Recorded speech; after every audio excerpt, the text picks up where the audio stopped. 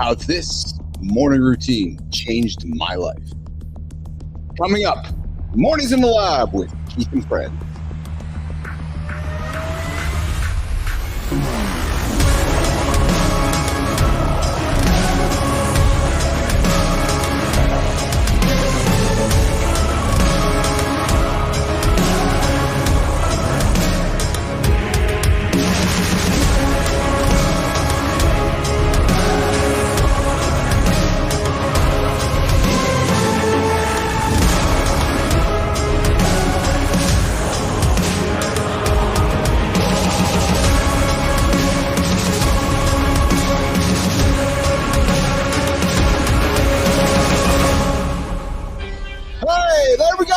Good morning, everybody. Good evening, good afternoon, wherever you're tuning in today. Mornings in the Lab with Keith and Friends, where we break down how to own your day, take smart risks, and damn it, hold yourself accountable to your biggest goals.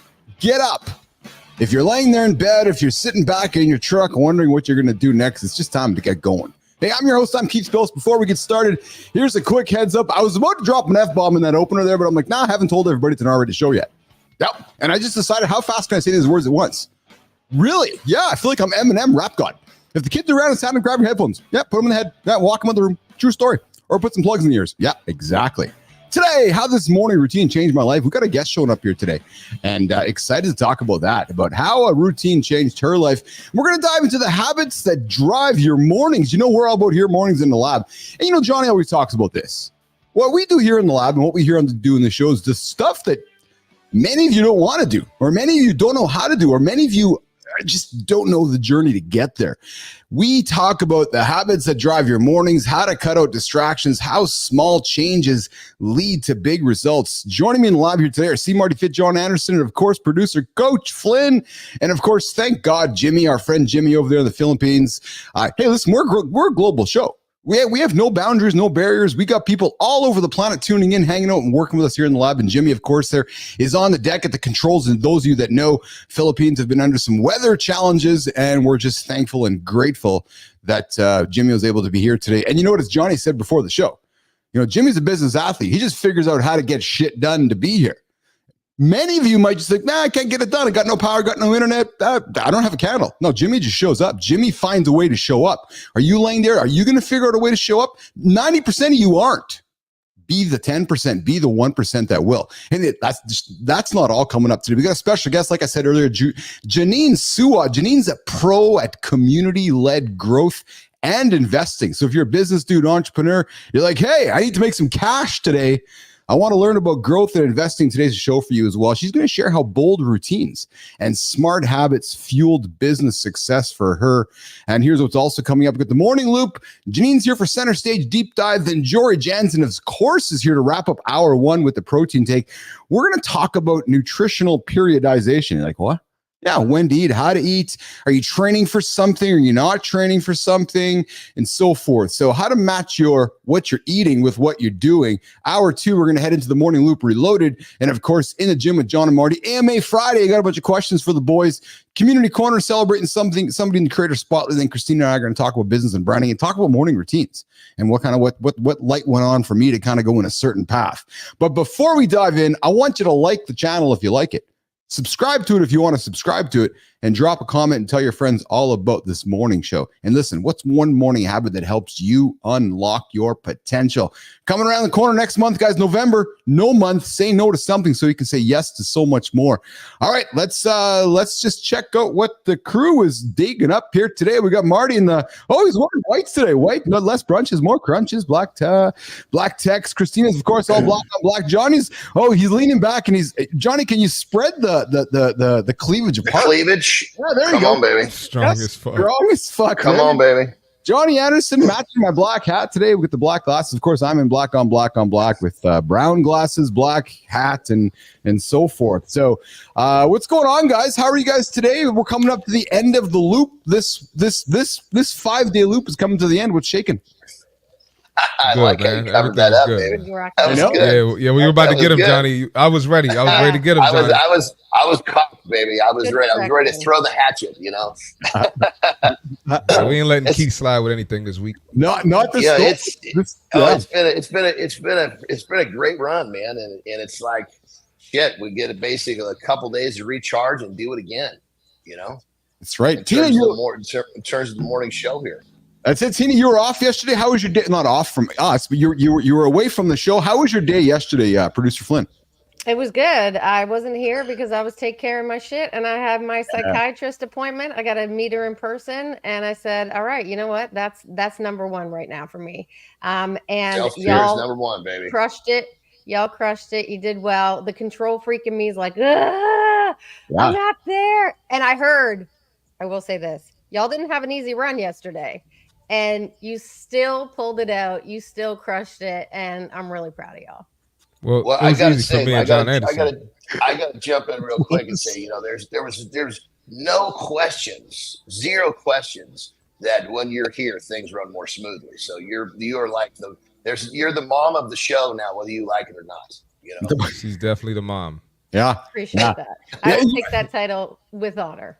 And you're right, Marty. You and Jon Andersen were fine yesterday. It was old Uncle Keith over here who's having some internet challenges, but I had zero stress. I just, and I said to Kristina yesterday in our post show, the greatest compliment was when both Andersen and Marty were like, "Yeah, today's show is real life," and it was fine. We were just fine. I'm like, yeah, because that's what real life is all about, right? Not always perfect, right? So we're like, he froze up like, geez, we're like, when's that son of a bitch gonna pay his internet bill, man? We're tired of floating the load around here. Get to move some money real quick. Yeah, what's going on, man? Oh man, that's it. Good morning, Shinku. Oh, Shinku's out with us this morning. Good to see you here, Shinku. You're up and at it early this morning, which is spectacular. All right, listen, let's talk about how a morning routine changed my life. I want to dig further into this with our conversation with Kristina later today, but I used to think. Love this topic. Nation. I used to think, Johnny, Marty, Kristina. I used to think that morning routines were overrated. Oh yeah, building ICUC, burning both candles at both ends. It's just, Johnny, I'm going to admit this to you right now in the air, just crushing the 2 liters of Diet Coke.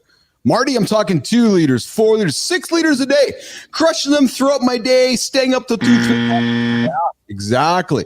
Eating shitty food, walking on over to the pizza joint, the McDonald's joint, getting fat. At one point, I was 230 fucking pounds. Woo, baby.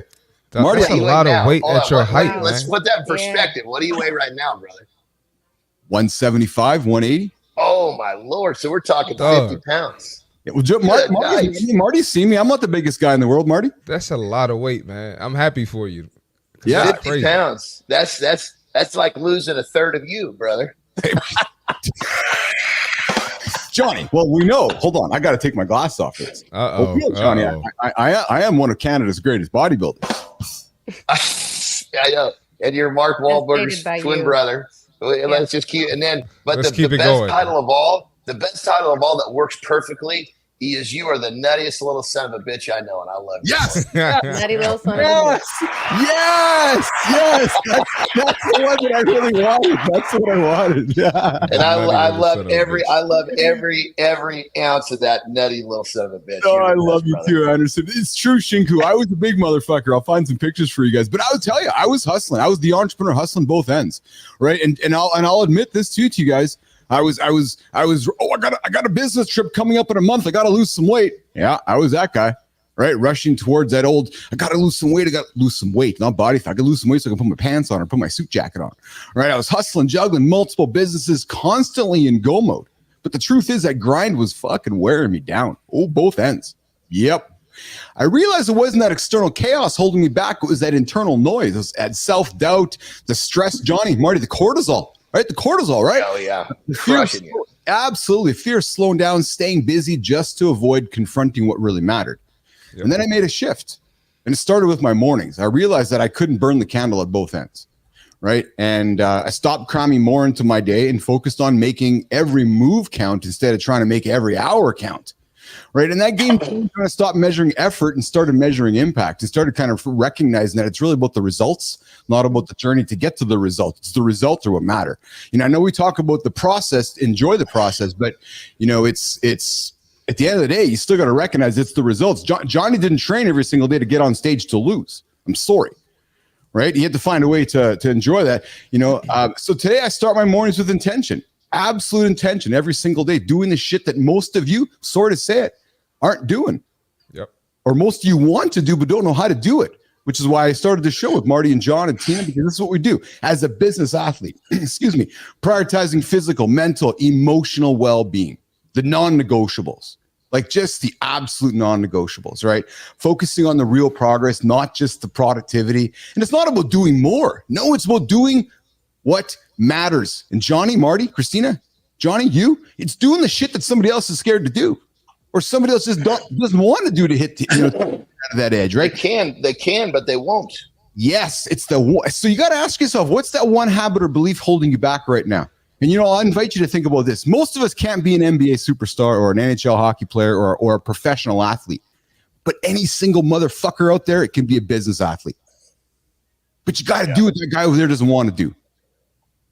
And it starts by getting up in the fucking morning. Johnny, Marty, Tina, I'm jacked. This morning, I love this topic because here's the thing. Morning routines have kind of gotten to this like, okay, I need a morning routine.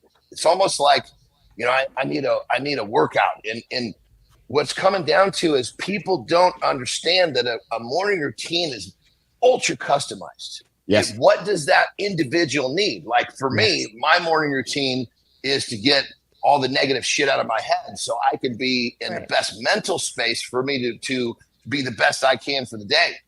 Other people, maybe they wake up in a great state of mind and they don't have to worry about that. They just need to get their exercise in before everybody wakes up. And so I guess what I'm getting at is the morning routine, it needs to be, you got to identify what it is you're trying to achieve in that morning routine and then build it for you as an individual. Don't just do all this shit you see on the internet and expect that your life's going to change because you might be doing stuff that you really don't need.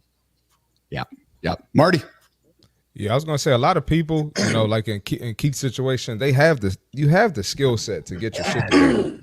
You had structure in ICUC. I'm sure you had some type of structure in your household as well, but you just got to implement that in areas that matter so you can be the best you, so you can even be more effective in ICUC. And I guarantee that when you got with AJ and you got it together and you implemented your morning routine, I bet ICUC got better as well. Yes. Right or wrong? You're absolutely right, Marty. And you know what, Marty? I lived the life of a yo-yo up until that, right? I'd eat shitty throat. I'd eat good, or I'd chase weekends. I'd chase business trips. It was a constant life of yo-yo, right? And I remember going to the John Varvatos store one year buying larges, going back the next year buying mediums. Really, and that what it is? It's out of control. It is. When you feel out of control, you're constantly chasing. You're trying to chase stability, and you're not going to get it that way. John, you chase stability. You don't chase it. Chasing all the wrong things, right? I was scared. Here's the other thing, Nation. And I know you guys will do like me. You're scared of missing out. Embrace the boredom. You're not missing anything. What you're missing is fucking trouble. And I got too much of it. All right. It's time for today's accountability check-in. Woo, baby. Your morning routine, it's either a power move or it's a slow death. Yes. There's actually no in between. In between's mediocrity. When we're mediocre, we lose. When you're mediocre, you're like every other motherfucker out there. Don't be mediocre. If you want to be mediocre, go change the channel. Go listen to somebody else. I'm telling you. Some people wake up, they hit the snooze, they roll over, and they scroll aimlessly. Yeah. And you know what? That might be their routine, and that might be okay. I don't like this too much screen time bullshit. If the screen's good for you, then fucking turn the screen on. Yeah, embrace it. If the screen helps you achieve your big, audacious goals, hit the fucking screen. Don't listen to what everybody else says. You heard Andersen. Do what works for you. But listen, others wake up dialed with purpose and intention. Yeah, that's also a routine. Either way, both are going to shape your future. Again, what works for you in your future? If you just drift through the morning accidentally, you're just going to stack bricks of mediocrity. Is that what you want? You want to be mediocre like every other motherfucker out there? No, you don't. No. By Friday of the loop, you're going to wonder why nothing gets done. Oh, look at my list. I got nothing done. Take that more list, take that less list, and embrace it. Start in the beginning of the loop on Monday. The second you let the day run you, is the day you lose. Now listen, business athletes, we don't hit snooze on success. Your routine builds your year. Every minute, every hour, every day. Embrace the boredom. Don't worry about the FOMO. But listen, if you wake up without a plan, what's Marty say? If you're going to wing it, what is it, Marty? If you're going to fucking wing it, you're going to be a chicken wing? I can't remember. We'll have to bring Marty back for that. But if you wake up without a plan, you're planning to fail. Don't wing it. Go listen to Marty's show in the evening. He'll drop some more nuggets for you. There's your accountability check-in. All right, if you're enjoying that show, listen, listen, if you're enjoying the show and you're enjoying the attitude this morning, I invite you to hit that subscribe button, share this episode with somebody you know you like, somebody who needs a kick in the ass, somebody who wants to get out of bed, somebody who needs to get going, and don't forget to drop us in the comments below. Listen, it's time for Center Stage. Boom, boom, boom. Today we're going to talk about, Marty, what was it? Marty, help me with the wing it thing there. I missed the wing it thing again. If you wing it, you're going to eat chicken wings. Yes, that's it. That's it. Thank you. I knew you it were was so close. You just had to finish it. You were right there. Yeah, you're right there. Words away. We still got to work on Keith. Are we talking about being so close and not finishing it, Johnny? That's another topic for another day. Oh, my. Hey, it is, but it wasn't a lack of effort. You just didn't know what to say. It's not finishing with a lack of effort. That's the problem. All right, it's time for Center Stage. Today we're talking about how small routines, just little ones, just little motherfucking routines. Small routines and bold choices. Again, mediocrity is a loser. You ought to make small routines, bold choices to create big success. And today's guest, today's guest is Jeanine Suah, an investor, a community-driven growth expert with nearly a decade of experience helping brands, brands unlock their potential. Now, she just doesn't invest a couple bucks. She invests 25K checks in pre-seed startups focused on community productivity and connectivity.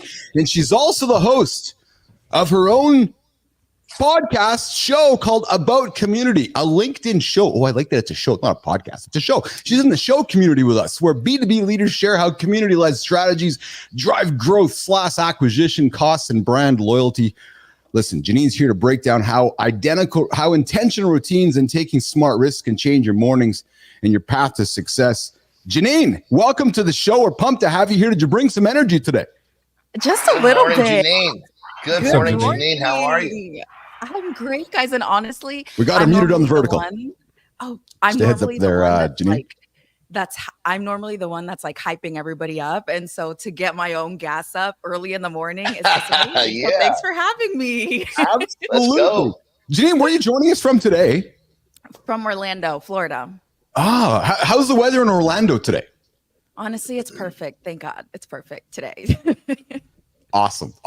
Listen, let's keep it going here. So let's be real. Success isn't about taking one massive leap. It's about making those intentional improvements and optimizing those habits that you already had. And we were talking about this morning during the morning loop. Jeanine, I know you're all about building community, very successful community-driven growth strategies that help businesses scale sustainably. Talk to us about how entrepreneurs listening right now, tuning into the show, can use intentional morning routines. Listen, your morning doesn't start by accident. You got your day going today to be on the show. Talk about how entrepreneurs can use intentional morning routines and smart risks to level up performance and then build that long-term success. Jeanine Suah. Absolutely. So honestly, I've been up for 3 hours, right? And so that's kind of like how I'm thinking about the world and the business. Like I'm an ex-athlete, and so I train my mind the same way that I train my body on a daily basis. Yes. And so these small routines like literally set me up for success. And even when I don't have my routine, like if I don't read in the morning, if I don't have my coffee that I drink twice a day, then just kind of things fall to the floor. And so for me, it's just been very intentional about being aligned, and not in the cliche way of like, yes, we're aligned. And that's great too, because I'm very woo-woo, but it's really about setting yourself up, thinking about these steps that you can take every day so that you can ultimately be as prepared as you can possibly be when you're executing throughout the day. Like, quick side note, Kobe is just my absolute hero when it comes to the level of discipline, the level of accountability, and just the way that he thinks about life. Like, if we're not doing it at full speed and being excellent, like, get out of my way. Thanks. Yeah, I love what you're saying. That's so good stuff. Like, you talk about your reading. So I'm going to share a little something myself. I was having trouble getting my reading in. So I had to just make a little twist in my schedule. It's going to sound weird, but it works like a charm. So I put my book next to in the bathroom where I take a dump in the morning. When I'm taking a dump, I read, and I never miss my reading. And I'll get through literally like a book a month, when before it was taking me months and months and months to get through a book, because I'd only end up having 2 minutes left because something took a little longer. Well, you just look for these little cracks to put these things into your routine, and everything just kind of come on, man. Literally look for the cracks, look for the deep cheeks to put it, but that's what it comes down to, that morning routine, and finding a way to make it work. And there's these little things that you want to get done. Don't feel defeated if it's not working. Just keep twisting and tweaking it. I've been doing my morning routine for fucking decades. Just recently I discovered reading on the toilet. It's awesome. Most people use their phone on the toilet. I was too, but talk it was about my habits. My brain up, it was getting me all stimulated. I couldn't even take a good dump. That was the worst part about it, because all that stimulation, my shit wasn't relaxed enough to come out properly. I read, and it's just like a damn religious experience, That's awesome. We love that for you. We love genuinely healthy bowels are the way to life. True. Hey, Jeanine, you did not know you're joining conversations that aren't had anywhere else on the internet or on any other show. We have them here at Mornings in the Lab. We talk deep cheeks. We cracks. Yeah. Cracks. Trade in the phone for a book on the toilet, and you're gonna be happy. That's the bottom line. It. So, Jeanine, I got a serious question for you. For sure. How did you know?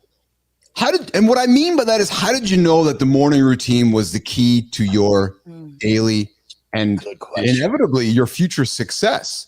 How old were you? What was there a turning point in your life where, like, what happened where you're like, oh, I got to get my shit together, and it actually starts in the morning? I know it sounds so cliche, but honestly, how? Good question. Oh my God, yeah. So it's a phenomenal question. I've been a morning person for forever, but it wasn't until I was going through a divorce and had to close my business through COVID in 2020/2021, where I fully understood, like, oh, like this is a real thing. And so there were days when my brain was just all over the place, and I was scattered, and I wasn't grounded, and I was just like going crazy. And then I started to see like a spiritual healer in conjunction with my therapy. And she was like, you are the type of, because I also have ADHD, Kristina knows this.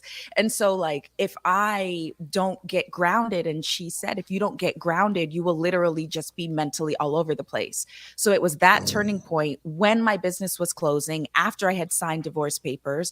And I was like, okay. And so I started reading every morning just to get my brain going. It was the first thing that I did. And sometimes it doesn't always work out that way, but at least to stimulate the brain. And then I was like, okay, I can either work out super early in the morning or use my midday workout when everybody's eating lunch or everybody's like going back to lunch as my kind of second win for the day. And so it was these small steps, as we said in the beginning, to where it just completely made a 180 in my life. And that's when I really turned on like the Mamba mentality when it comes to just like not messing up my morning routine. I think to me, the follow-up of that, Jeanine, is, and again, we talk about it daily on this show, is we know the morning starts in the evening. So I think there's two steps for you here, which is, okay, I got to get my shit together in the morning. And I listen, I was part of it because I talked about it during my monologue. So you go, okay, I'm getting up in the mornings, but then you realize that, oh, how I ultimately am going to have success is by getting that started in the evening, going to bed in good time, getting myself set up. Marty talks about habit stacking. Johnny gets his clothes, all these things together. Where in your journey, Jeanine, did you realize that, oh, actually, I know I got to start my day in the morning, but it actually starts 6 or 8 hours before that? You know what I'm saying? Yeah. Oh my gosh, absolutely. When I started traveling for work, like 75% of the year, and when I would wake up and I'd be like, like that became then part of my understanding of, wait, if I lay out my clothes at night, If I already have my bags packed, sealed, like waiting for me by the door, if I call my Uber the night before because I'm leaving at 4 a.m., like I can minimize the margins of error. And it changed the game. And so from that level of preparation and understanding that I need to go to bed at a sound hour because I'm waking up at 4:35 in the morning, I need to be able to mentally understand, like, what am I going to do the next day? Those small things are still things that I do today. And again, they're not perfect, because I don't want to ever make it seem for founders like we're all perfect and we have every routine every day. Like sometimes you have to make compromises. Yeah. But ultimately laying the foundation and just having the base layer understanding of, if I don't do these things, everything else gets screwed up. That's the core of what really helped me take it to the next level. And I'm still taking it now to the next level as I'm diving into like the second phase of Jeanine 2.0. Yeah. Marty, that you are so speaking my language. That everything you just said is like literally, I mean, 100%, you just described what I do pretty much every day. And for me, it actually started as a youngster, just trying to learn to keep my head above water. Because if I didn't make those decisions, if I didn't have my clothes laid out, I would wake up and I would be in this kind of state of disarray, and I just had a hard time surviving. And so everything you just described, it's like, man, you're speaking my language. I love to hear it, Jeanine. So cool. Will you guys tell me if you didn't agree with me? Of course. Oh, don't worry about that. Oh yeah. Oh, we've done it. We've done it on here before. We definitely did it on here. You're talking the good stuff here. You're talking the stuff that people need to hear. So yeah, we'll call. We've been known to call people out before. Marty, Johnny. Oh yeah. Yeah. Oh yeah. No, I have no problem with that. Jeanine. So do you feel some type of way if you don't get your morning routine? Like, do you feel like your day is just, you had that's my worst day of the week, I didn't have my morning routine? Does it have that type of effect on your day? Oh my gosh, yes. And I have to like calm myself down, because say this happens a lot. And I think it's dealing some with the ADHD and then some with just general anxiety. So say I wake up at 7:30 one day because I stayed up late doing a project the night before. If I wake up at 7:30 versus like my 5:30 or my 4 or my 6, just depending on what time I went to bed, then I'm like, oh my God, I'm already behind, when most people are just waking up. So again, it's just a different standard that I set for myself. And it's not to be chauvinistic or not to be thinking that I'm, superior, but in my mind, that is what a superior behavior looks like. And so if I don't fulfill the expectation of myself, then I feel like I'm running behind. So it's also been a talk of like, kind of that self, that grace for myself to just be like, dude, again, not every day has to be so intense, because I'm an all or nothing person, but it's also just kind of learning to have grace for yourself along the way. All right. Great conversation here with Keith, John, Marty, and our guest Jeanine Suah here right now at bottom of the hour, 8:30. It's that time. Yep. Hey, Jeanine, we do this live show. We do segments. We treat it like a radio show. I know. I love it. Yeah, so we wake up and we pretend it's 1984. Just John looks in the mirror. Like, hey, fuck, my body's still the same from 1984. Yeah, like what's so weird? 1984. I'd be sitting here with fold over tits. Yeah, well, okay. So maybe 1992 when he was running next to David Hasselhoff on the beach in Baywatch over there. He was that guy.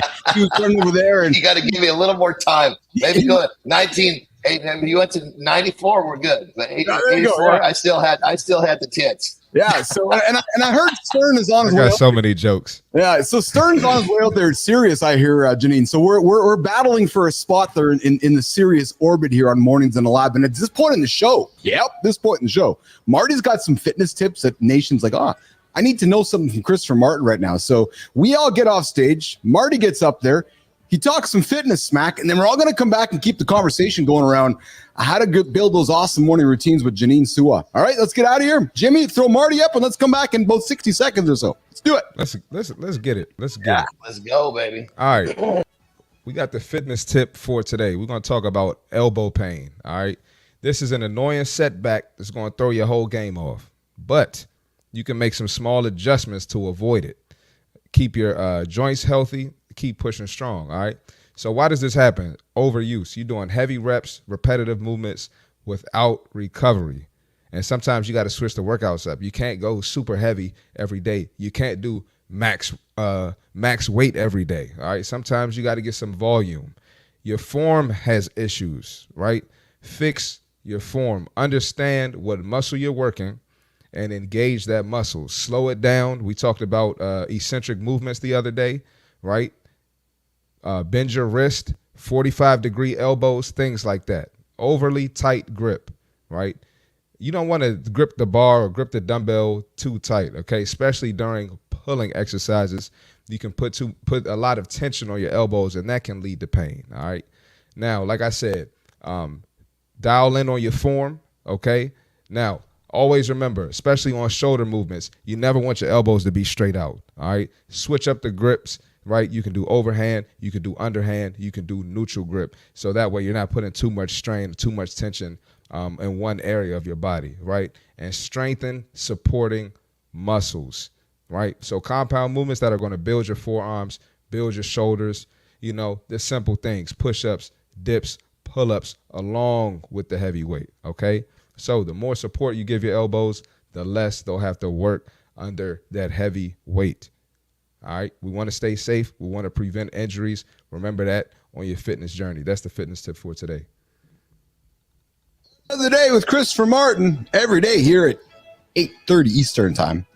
We're going to get into the deep dive with Jeanine Suah. We're talking about designing habits, turning routines into results. Jeanine, we've been talking for the last segment there on Center Stage, and you've been grinding your entire career, helping brands scale community-driven strategies. Jeanine, from everything that you've seen, all the dudes you've worked with, all the human beings you've worked with, and everybody you've experienced, what's the real reason that you think most routines fail? And if someone's listening right now, they're just tuning in, shinku, ears go up, they're thinking about making a change, based on your human experience, what's one shift that you think that human can make right now? We're going to see some results fast. They hear everything from me all the time, from Marty all the time, John all the time. What's one thing that really worked for you can invite somebody to consider? I like to say here, I like to make recommendations, make suggestions. Our audience makes decisions. What would you throw out there, Jeanine, for our audience right now? Yes. In terms of the decisions, that's literally what I was going to say. Like, you have to decide if it's something that you really want and then commit to it. And it sounds really simple, but simple is not always easy. And it's like, okay, let me make this contract with myself. What am I going to choose to do? Am I going to choose to do this? Because discipline, yes, can only go so far, but it also goes in terms of the mental, of making that true decision and that true pact with yourself, which is what I did. I was like, yeah, I'm not going to be basic, and not in a terrible way, but it's just a decision that I personally made with myself because I want excellence. And so it's really a decision. I'm not going to be basic. Fuck, I love that, because that just rhymes into what I said this morning. If you embrace mediocrity, you're going to be mediocre. And you're like, no, I don't want to be basic. Everybody around me is basic. It's something producer Flynn said to me once before. You can either be the person that goes to the conference, or you can be the one who hosts the conference. Right? So you can either be mediocre like everybody else, or you can be the one who, it's true, right? That was a bar. I'm not going to any more conferences now. I'm done. But it's very true. But it links back to Jeanine's statement. She's like, well, everybody else who goes to the conference is basic. No, I'm going to be the one who's actually hosting the conference. It's true. That's true. And there was a book that I read for your audience. There was a book that I read called Never Eat Alone. It was by Keith Bilous. And it taught me the idea of like the most super connected, most high up people had the best relationships. And so that's when, after I was closing my business through COVID, that's when I really made the decision. And I was like, I am going to be one of the most well-connected people in Miami. And I'm going to host things so that whenever I'm in a room, whenever I'm not in a room, you're going to know my name. And I'm also going to provide that insane amount of value to be able to help you get to the next step. And I'm going to follow up on my word. And it changed the game. And that's kind of how I decided 4 years ago to like fully double down on community and what it really means to be like a community leader and ecosystem builder. Jeanine, you said you were an athlete. Yes. Following a routine as an athlete is easy when everybody's winning. Oh yeah, we're winning. We're having a great time. Building routines are easy when life is fine. And then all of a sudden you weren't an athlete, or all of a sudden you're going through a divorce. And I did too, just to throw it out there, just to offer that up for you. So all of a sudden the routine becomes perhaps challenging to embrace when we're now losing, or when the mornings get tough. How do you find the discipline of a routine when the times get tough, Jeanine? Yeah. The real answer is when you look in the mirror and you're like, there's something that I can change that I don't like, or I literally need this to get through the day. That's when you can really double down on the discipline aspect of it, because then it's like you're looking for not, it could be the superficial or it could be the something like the deep element within yourself. But that personally is what helped me get myself off the floor of like, okay, our body's cool, but like, you know that you can do better than this. And so I would go in the gym and then it would be a mental game for me of like cussing everybody out and being screw y'all can't tell me anything. I literally tell myself like, I will eat your children to anybody in the gym when I'm lifting to try and get through a set. And it's that element of just like pushing myself beyond limits. And then it became a game for me, and one of the most gratifying feelings like in the world, genuinely. That's how it's supposed to be. You kind of got to have a dark side. You got to have a dark side. Every successful person, whether that's business, whether that's the gym, whatever, they have a dark side, because you got to have that aggressiveness, that tenacity. So you can't just half-ass something and expect to get the result that you want. So I love that, Jeanine. It's so true. Yeah, turning as an athlete, it's easy because we have a competitive nature. When we turn difficult things into competition, it makes it very easy to perform better, and that's something I love what you're saying. And, I have little mantras that I use that I say to myself when times get tough, and that's the shit that keeps me moving forward. I love it. Mm-hmm. Oh, one question for Jeanine. Yeah. So I played D1 basketball, so I'm totally right there with you. And I'm 31 now, and I'm almost out of college it'll be 10 years, and I'm 8 years removed. But I can't turn off that trash talk. Do you feel the same way? And then it translated over to business or to the real world for you? Because that's just me. Like I talk crazy on the basketball court. I'm the same way in business, whatever we doing, lifting. Did you find that you couldn't just turn it off? Oh my gosh, 1000%. So there are two things that I want to mention. One, I'm 5'3", so playing basketball and being a 2 or a 3 and then trying to box people out, girls who are 6 foot. I'm with you. I got pretty crazy with it. And so my dad had to teach me, like, you really need to learn how to control this so that you can use it as fuel and not be out of control. And then today, even up until probably last year when I was still in Miami, I used to be a part of a basketball DAO. And so it was like all these guys from tech, GPs of big funds, these high growth founders, like we would all play basketball and just shit talk like the whole time. And it was the most form of genuine community, but also like when you're on the court, don't touch me, don't mess with me, because you are now 6'5" trying to pack me, and I have to defend my integrity and my honor, even if I am, a little bitty 5'3". Absolutely. Marty, I love how you said you have to take out everybody has a dark side. Because I know, Marty, you're a big Batman fan, right? Oh, yeah. And you have to look no further than, Batman. You look at the dark side and so forth, right? And I think about Johnny when he's competing in the gym, or when he's getting on stage, when he's getting in the ring, or Marty through your journey, or Jeanine through your journey as an athlete. It's if you don't find that something within you, you're going to end up being mediocre. Am I wrong? Nope. You know what's crazy though? A lot of people don't even know that they're mediocre. Like they don't know they're like, bro, that's fucking average. I don't want to do that. They don't know that. And so sometimes you might be a friend group. You might have to tell them that. So I know me being in the fitness world, Jeanine, I have to like tell my friends and get that out of them. Have you ever had to do that with any of your circle, or did you just change your circle? No, well, both. That's yeah. Bars. That I had to do both.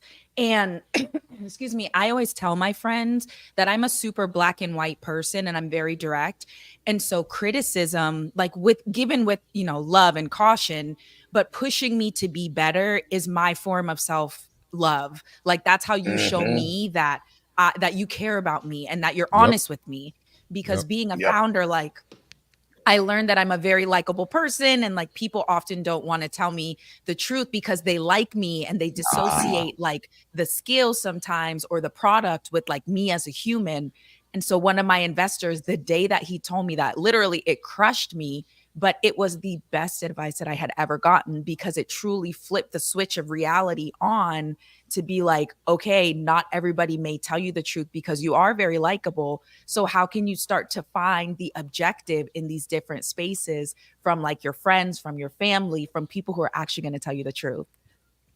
Yeah, that's very true. I mean, sometimes, sometimes you need to have somebody in your life that you can count on to be honest and tell you that hard shit, and in my life, like I'm always looking at, hey, somebody knows some shit that I need to know, and they know it. And if I go get it from that person, I'm big on actually hiring, I'm a coach, but I'm big on hiring coaches myself because there's always somebody that knows something better than me. And I want to get that information. And when I hire someone, the first thing I'm going to say is, look, you need to get really, really direct with me.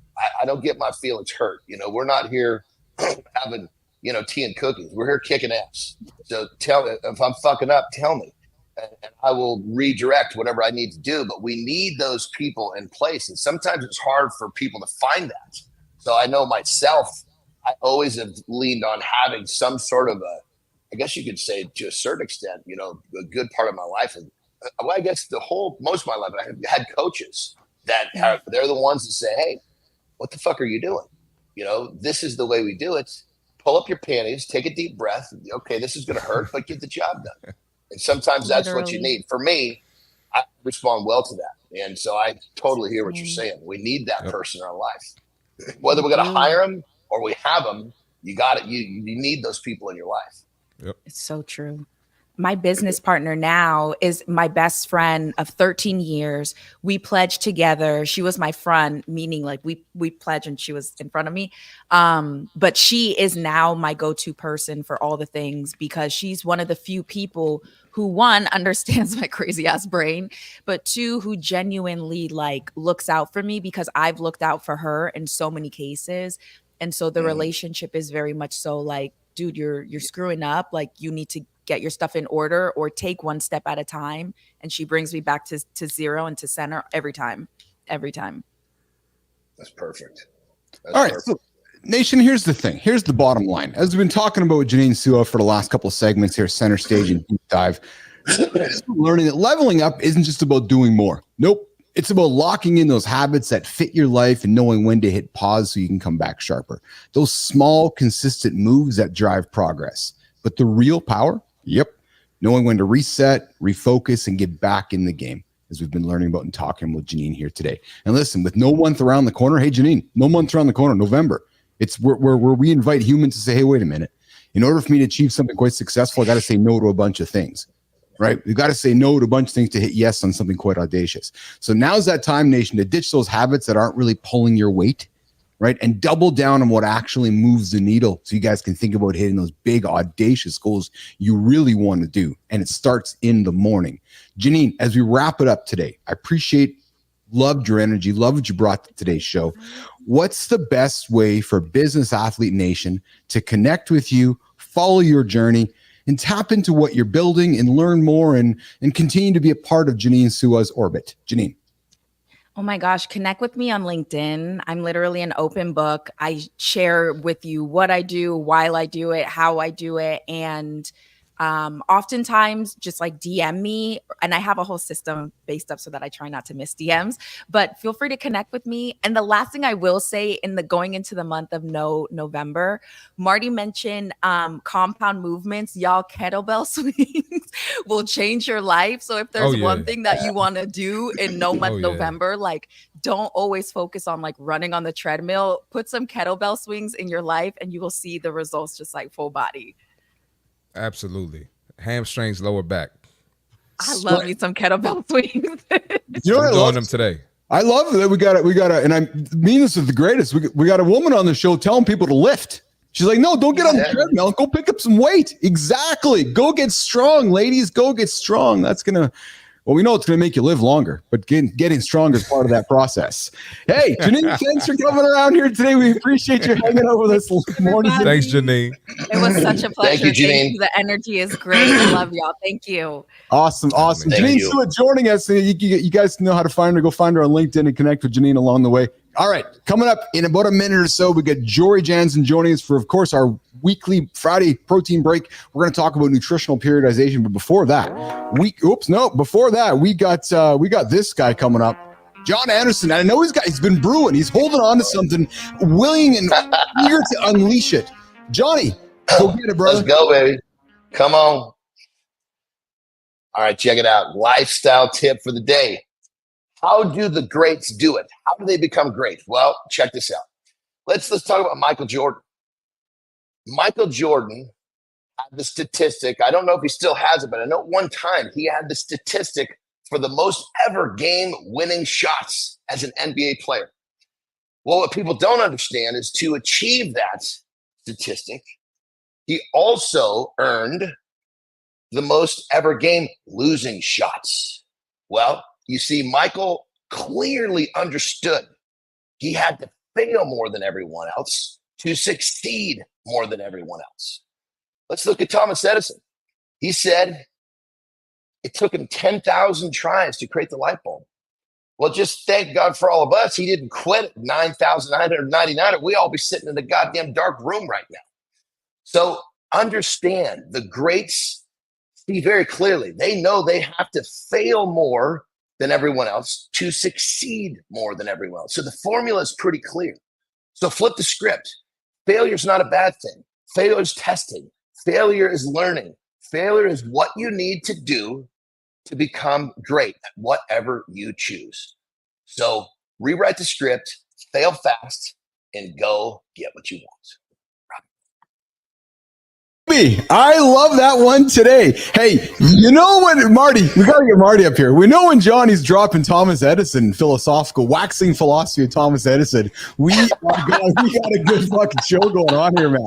And we know that our friend Jimmy, who's sitting there in the dark in the Philippines, Johnny, Marty, who's just thankful for Thomas Edison creating the fucking light bulb there, Johnny. So I'm telling you, man, I love what you're waxing this morning, pal. Let's go, baby. Let's go. I mean, if you think it's pretty simple. These dudes they pursue failure. And because they pursue failure, they fail more, which means they succeed more. So everybody out there, take a deep breath, redefine failure, fail fast, and go get that shit. Oh, I love it. All right. And speaking of not failure, but I just want to quickly address our last segment here. We got some fans in the comments here. We're like, hey, we need to bring back Jeanine. We got Shinku saying, I hope Jeanine comes back. Shinku's talking about kettlebells. And of course, Shinku's Lauren's like, we need to get Jeanine back and so forth. So, Jeanine, clearly the fans want you back on the show here, so we're going to get Jeanine Suah back on the show. Somebody who's telling you guys to get up and get lifting, somebody who's telling you that I don't want to be mediocre. Marty, maybe a little bit of a business athlete happening over there. Maybe, absolutely. Speaking of business athletes, I was going to say, we got someone special sitting right here, patiently waiting to get introduced. Come on, baby. That's it, Jory Jansen. I need no music. We need no more introduction other than the goat bleeding in the forest over there, the greatest of all time. Jory Jansen joining us here today. We are talking, and Shinku's rolling in there with you as well, Jory. We're going to talk today about nutrition periodization. Big words for Uncle Keith here this morning. John's like, I just fucking keep it simple, man. Eat when I work out, eat when I don't work out. All joking aside. But Jory, let's get into this idea of aligning your diet, aligning with how you eat with your training cycle, tackling something that often flies under the radar. Right. And how addressing, somebody's nutrition to match what you're doing can actually maximize results. Jory. Yeah. Periodization. You're right. It's like, why use big words? Well, it catches attention. That's why. Yes. Sounds cool. It sounds cool. Right? So periodization is really a nice word for saying have a plan for at the right time for what you're doing. Yes. And for the nutrition piece, it really does matter. It doesn't matter if you're a bodybuilder, a golfer, a triathlete, just trying to lift those kettlebells to gain strength or power, whatever you're working towards. how you're fueling your body at certain phases of your goal really does make a difference. So if you're in, I don't know, I was just working with about 40 young ladies last night. So my voice is a little shot, but I was chatting with them, like, you're in season now, so you have to choose to fuel and hydrate differently than when you're in the there are a bunch of hockey players, and they need to now maintain strength because they don't have the time to build. So their protein intake is going to go up. The carbohydrate will go up around the training and the games, but in the off season, their protein is going to go up even higher, and the carbohydrates will go down a little bit lower, just to help make sure that they're getting the gains in power and strength, but not putting on too much so when they go into season, they're ready to go. So it really depends on where you're at in terms of your program. So it does make a difference. Johnny, let me share something. Let me share something that's literally specific to me. So in my strength career, I mean, performance is everything. It's how much can you lift, or how many times can you lift in a set amount of time.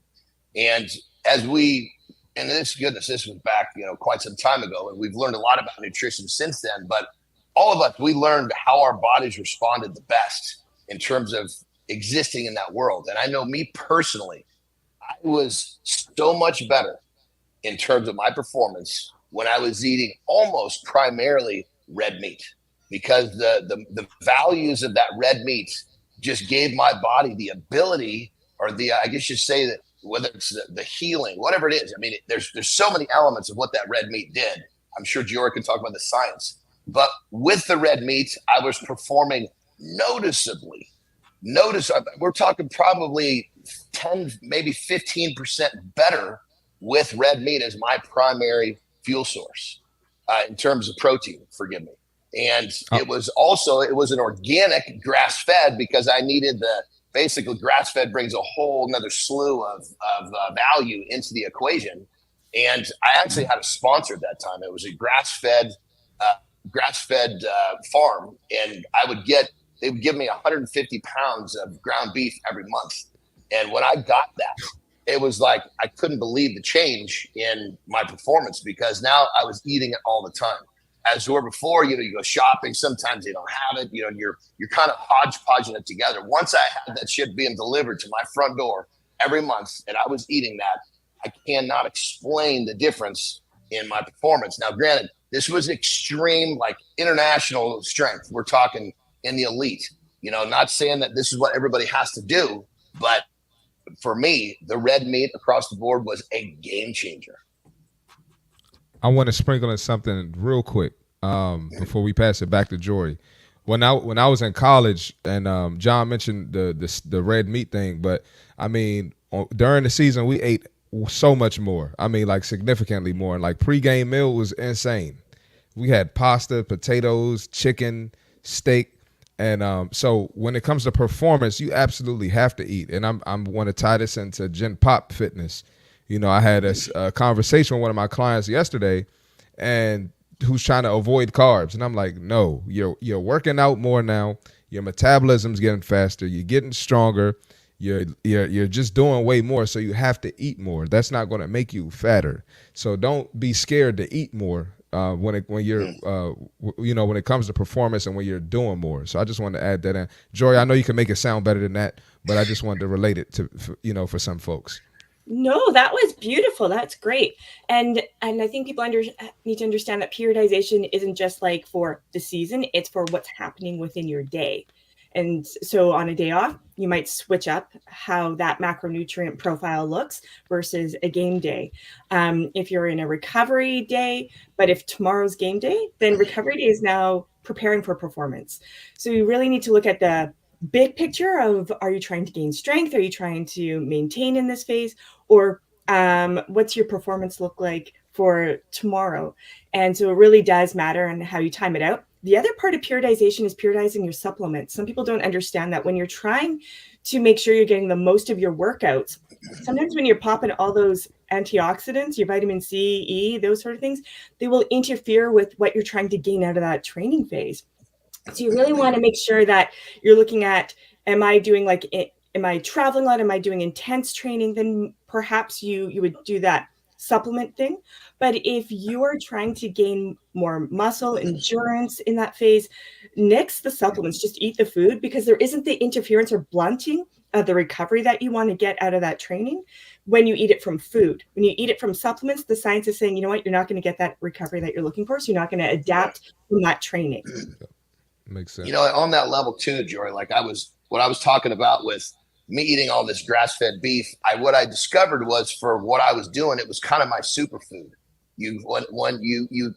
Everybody has different, formulas in terms of what's going to be best for them. And so obviously in a periodization and understanding how to work nutrition, when people start to understand these foods affect me in this way, these foods affect me in this way, talk a little bit about how powerful that could be in the equation. Yeah, if I'm understanding your question correctly. So you do need to take a look at how foods do react with you. So it makes sense to have, let's say, the red meat, because it is the most bioavailable form of iron. What does iron do? Iron helps with oxygen flow. What does oxygen do in the blood? It gives you that clarity, that energy, right? So it makes sense. I like the grass-fed idea because it's going to give you the extra omegas. You can get your omegas from your grass-fed animal sources. It doesn't have to be just fish or just your chia seeds, right? So I think it's looking at that and combining your foods helps hit those targets. So if you're only eating one food option, you're missing out on everything else that we know and don't know about nutrition, right? So I think it's really important to make sure that you are getting a variety of options and understanding what is the goal, though, from what you're training for. If you're training for endurance, and it doesn't have to be endurance in terms of a triathlon, but just that cardiovascular phase of your training, you got to fuel that right. If you're if you're training for strength versus trying to build muscle, you're going to have to support that in how you fuel. And so, just making sure that you understand what are you trying to get out of this particular phase of training, or if you're playing, rec volleyball, I don't know, like making sure that you are fueling to support the demands of what that training load is. Jory Jansen dropping nuggets, dude. Today, gold nuggets dropping today. I'm telling you, Jory. I know sometimes you and I chat. You're like, did I hit the marks? There are audience value today. Marty, Johnny, this is value today, man. Like, this is lots of great value today about, people got to eat. If you're training in the gym, if you're doing something that's you're putting your body under a stress load, what you're saying, Jory, is eat. And what you're saying, Nation, is not periodization eating more of these. No, man. No, right. Here we go. You realize that. Get him, John.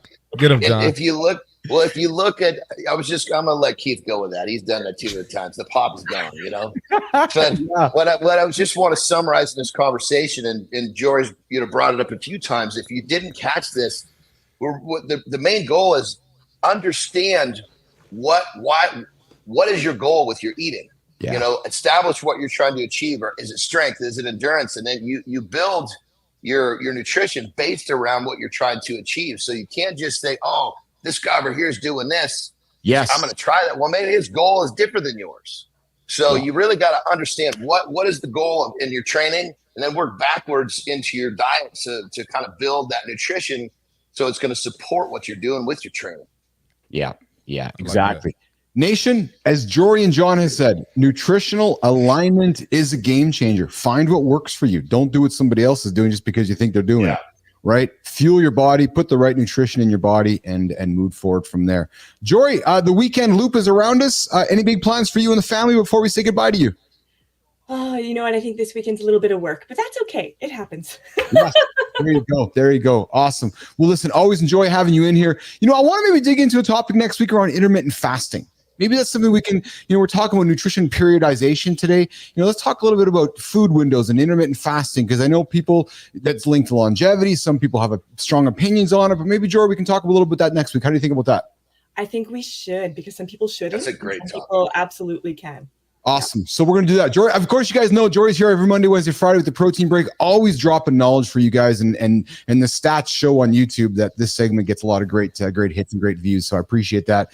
And hey, Jory, you have a good one. Thanks for coming in. Have a great weekend. Don't work too hard. Thank you, Jory. All right. Look, we know who's up there.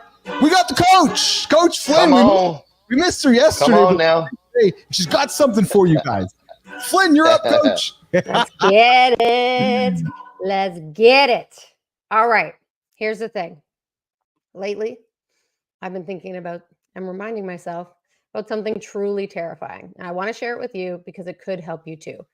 If I don't change, 365 days from now, I'll be just as lost, just as scared, just as anxious as I am today. It's dark. I know. But here's the truth.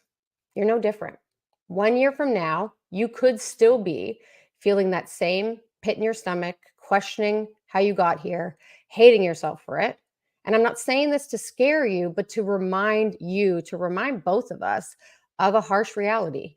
Time doesn't stop moving. When you get distracted, when you give up, when you lose motivation, whatever the fuck motivation is, time keeps going. So here's the flip side. Let's make that scary thought a really positive one. If you do change in 365 days, you could be living the life that you've been dreaming about, that vision you've been having for yourself. Is it easy? Absolutely not. Is it guaranteed? Hell no. Is it possible? Fuck yeah, it is. You get to decide where you want to be in 1 year, in 1 day, in 1 week, in 1 month, in 1 quarter. So wouldn't you rather be living that life that you want for yourself, that you've been dreaming of all these years, instead of looking at that timeline with regret? I believe in you. You just need to believe in yourself. Yes, it really is that simple. I have entered my no fucks era, and I promise you, if you take today's brand bite into effect, you will be 1 step closer to entering yours. You got this. Baby, that's a good one. Kristina Flynn dropping it this morning. Man, I love it. That's so good. That's so good, man. I'm telling you, that actually kind of attaches to one of my lifestyle tips. I can't remember what it was, maybe a week ago, saying, look, if you crush the morning, you're going to have a good day. A good day turns to a good week to a good month to a good year, and a good year can change your life. And that's exactly what you said. People need to hear more of that. I love the way you broke that down, Kristina, because God damn it, it was really easy to digest. So all you guys out there listening, go get into shit.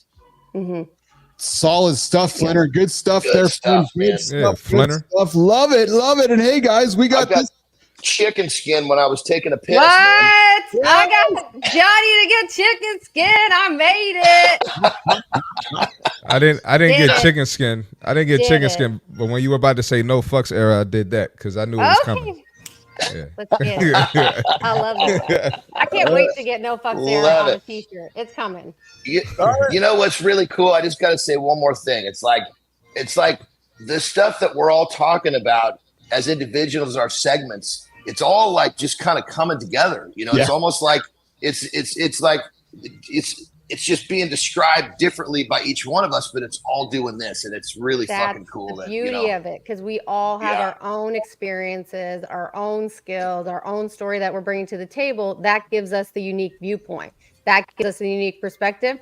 And if somebody looks at you, Johnny, and they're like, "No, I don't vibe with that," maybe they will with me. Maybe they will with Keith. Maybe they will with Marty. And if you do that, we get to talk to a larger group of people, and that's all we're trying to do.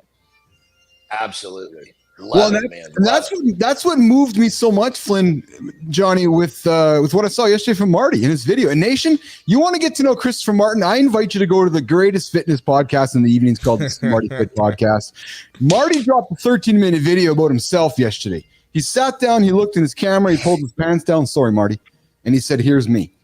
And if you want to be moved to get to know this young man, I cannot invite ladies, go watch this video, man.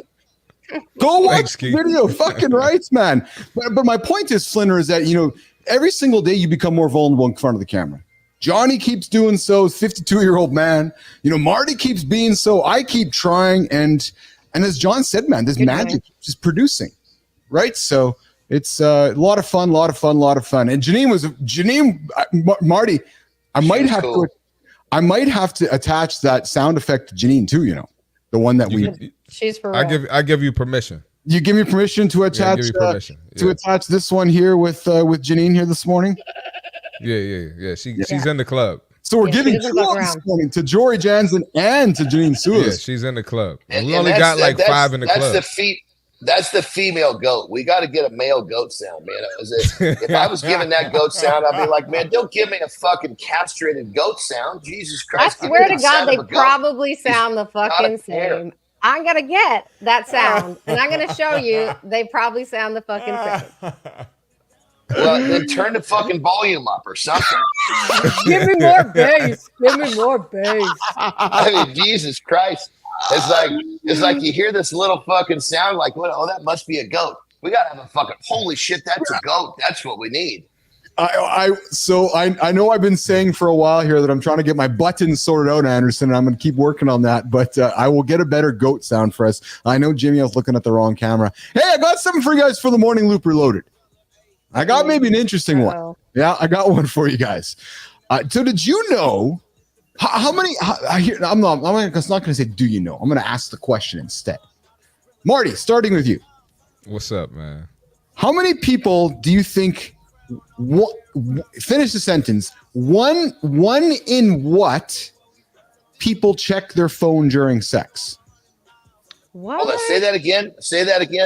Check their It's like phone. a riddle. It's a riddle or something. It's a riddle. Yeah. So is it 1 in 10, 1 in 20, 1 in 100, 1 in 1? How many people? And I'm going to go around the table, nation. And then Shinku and those that are in the comments right now.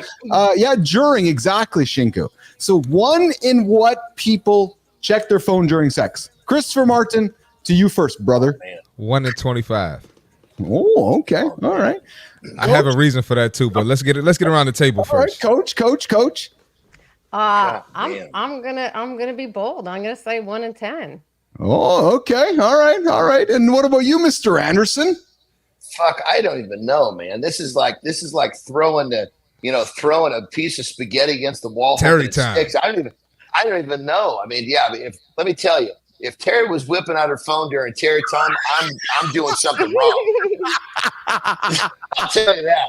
So I guess I'm gonna go with the fact that these people are doing it wrong to begin with. So then that at least gives me a side of the fence to dive to take a guess. So I'm gonna just go somewhere. I'm gonna go. Shit, I don't know. I'm gonna try to split the middle between these two guys. We got 10 and 25, so I'm gonna take 15. Can we just acknowledge something for a second there? What I love about what John just said. Yes. He said if Terry was taking out her phone during Terry time, he could have shit on Terry, but he said, I'm doing something wrong. Oh, that'd be all my fault. That's 100%. fucking awesome. I gotta be accountability.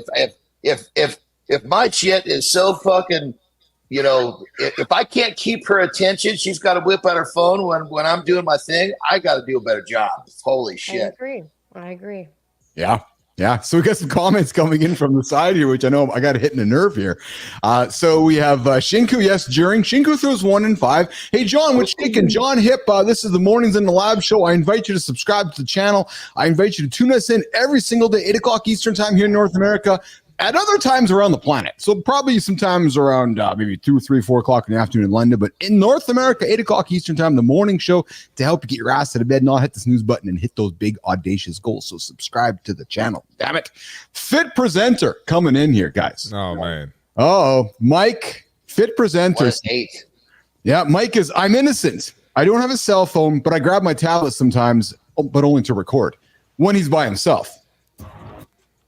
Hold on. Hey, if you want to consensually you're by yourself. Sex, You're recording yourself by your. I can see the recording yourself with a partner, but you're recording yourself by yourself. That's say that. He added by myself. I added. I'm with you, Johnny. I thought that too. I added the Mike McQuillan joke there. So we got Joseph with 1 in 8. And Joseph, yes, by yourself. No, Deuce, the question was not rhetoric. So let's get to the stats. All right, guys, here's what it is. Cell.com did a survey of 5,018 adult smartphone owners in Kristina. I'm sorry, kid. Where do they live? Canada. Where do they live? In Canada. Canada? They only do stuff like that in Canada. They don't ask Americans. You control it. You control it. They're not asking no Americans no shit like that. Sorry, they're wrong. They did 5,000 Americans, crazy fucking Americans. Oh, damn it. It's American. Yeah. I mean, I think Americans are Fucking going to weird ass score lower than Americans. I think the Americans are going to score lower than the Canadians anyway. Shit, I should have bumped my shit up. We know that, John. We know that. That's So, not news to us. Yeah. 5,018 adult smartphone users were surveyed and talked about how they used their phones and how often they checked it during sex. And the reality was 1 in 5 checked Holy phone shit. during You're fucking kidding. sex. Yeah, so there you go. 1 in 5 of us. So 5 of you listening to the show right now, and those of you that are going to tune into the highlights on LinkedIn, one of you 5 in the comments are checking your phone. McQuillan is using his tablet to record. It's crazy. Yeah, 1 in 5. But hold on. I got to come to a little bit of defense. And this is not because it's Americans. It's like that. So sometimes in Terry You wouldn't time, be defending it'll us. just line up that I got a meal kind of right in the middle of it. So if we take a break and I got to eat, I might check my phone when I'm eating if we're taking a break in a good session. They ask men or women. Johnny, People. there's other Because if they I was gonna say if they ask women, we could put the blame on men like Johnny just did. Yes, we could. And we probably could anyways. Well, but it's got to be a session long enough that you got to take a break to actually justify taking it, and coupled with another activity that it actually there'd be some level of defense here. Remember what was the average amount of time that people have sex? Yeah, we can't. Yeah, There's no way there was enough factored time in there. 5.7. Yeah, you're correct. 5.7 minutes. You're There's correct. no way there was enough time in there. So when they broke the survey down, it was 17% of women admitted that they have checked their phone during lovemaking, as they called it, while only 7% of men said the same. Yeah. There's so much I want to say, but I can't say Man, that. I got to This say, is a family show. if I'm the fucking dude, right, if I'm a dude in this situation and I'm fucking giving it my best and my wife reaches over and pulls her phone out and checks it, I'm thinking to myself, I got to fucking tighten up my shit real quick. That's what I'm thinking. So they also went further into Report Nation that even more worryingly, 54% of the surveyed smartphone users would prefer to spend time with their device. No, Mike McQuillan, we're not talking to you. That's where the rest went. They didn't even answer. And with their partner. The singletons out there weren't any better. The study found that 75% of smartphone users will spend up to 30 minutes on their smartphone during a romantic date. So, Johnny, yeah, there you go. They're out romantically and they're hanging out on their smartphones. That's sad. That's real sad. Well, you know, I mean, I people don't guess really what like it each other. displays, it just truly displays how addicted we're becoming to these devices. Yeah. And this fun article wraps up, and this came from Vice. So if you guys want to hold your hang on Vice, I found this article. I found the story in Vice magazine, and it ends up this way, right? It says, hey, basically, if you get that urge, Johnny, Kristina, to check the phone while you're doing the dirty deed, just think of Zuckerberg or think about Elon, because they're getting you to do what they want you to do. Yeah. Well, you know, or what they're doing is they're watching what you're doing. You know, that little camera, you know, shit, man. I mean, a lot of people argue those cameras are, yeah, you know.